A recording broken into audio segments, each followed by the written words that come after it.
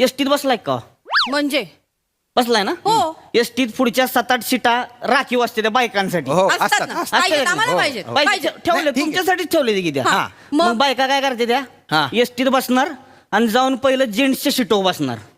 हा मग त्याच्यानंतर अजून बायका येणार हा. आणि मग त्या जाऊन तिकडे राखीव सीटवर बसणार. अच्छा ज्या त्यांच्यासाठी आहेत. आहे की नाही? हा. तिथं जर एखादा माणूस बसलेला असेल तर त्याला तिथनं उठावणार.